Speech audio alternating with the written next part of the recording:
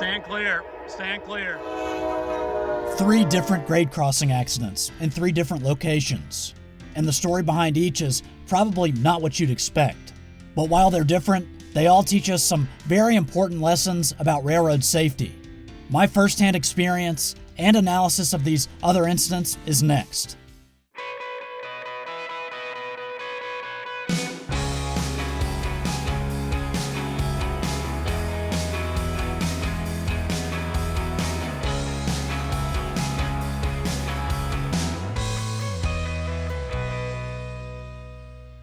We'll begin around 25 miles north of Salt Lake City in Layton, Utah, where a driver was lucky to walk away after a bizarre chain of events. It's February 4th, 2025, and the engineer of a Utah Transit Authority front runner train is laying on the horn.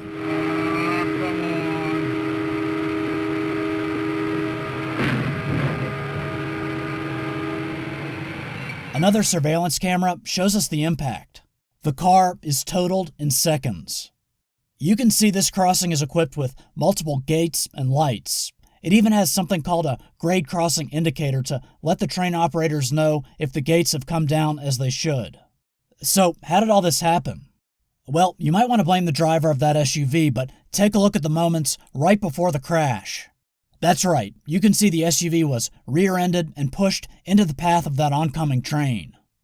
You'll also see that, fortunately, the driver was able to get out of the car and walk away before the vehicle was hit. A UTA spokesman told me the train was going 67 miles per hour when the emergency brakes were applied, and it ultimately hit the SUV going 32 miles per hour. Of course, looking at the video now, we might ask, why didn't the driver just pull forward or back up? Well, I'd imagine being in the path of an oncoming train is probably a shocking experience where it's hard to make decisions.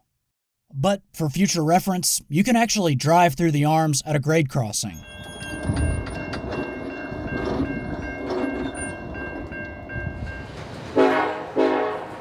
Take a look at the design at this crossing in Atlanta, Georgia.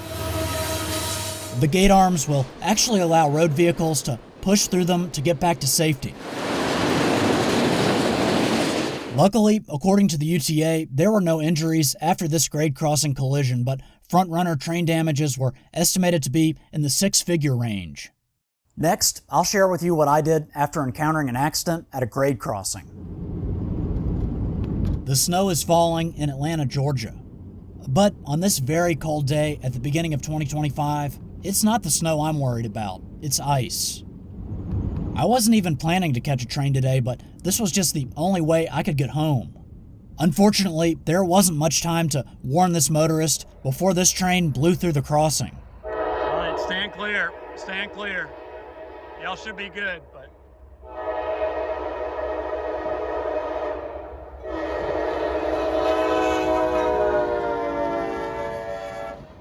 I did not witness this accident, but it appears this SUV slid on the ice and took out one of the gates at this railroad crossing in Tucker, Georgia.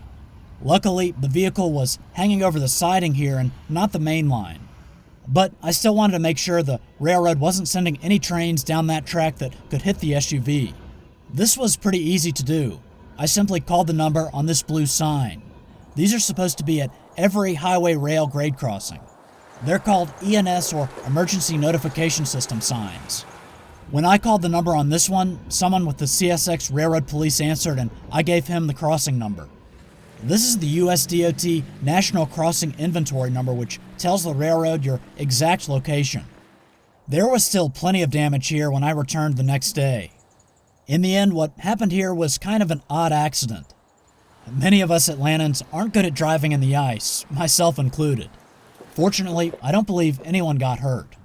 We've all seen drivers who are trying to beat the train, but what happens when they lose that race? Well, thanks to the North Carolina Department of Transportation, we can see why grade crossing accidents can result in serious injuries or even be fatal.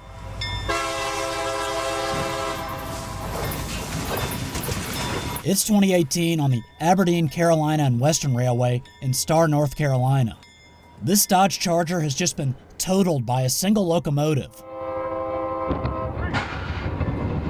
Inside the car, a disturbing scenario. A man, well, a dummy actually, with a child in the back seat.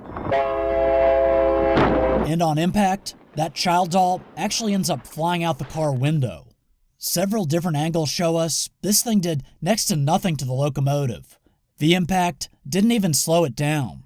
The demonstration here highlights why you should never try to beat a train across the tracks at a railroad crossing. The train pretty much always wins. Now, obviously, this was all staged. Many freight trains are much longer than what we just saw and have much more momentum and could take nearly a mile or more to stop.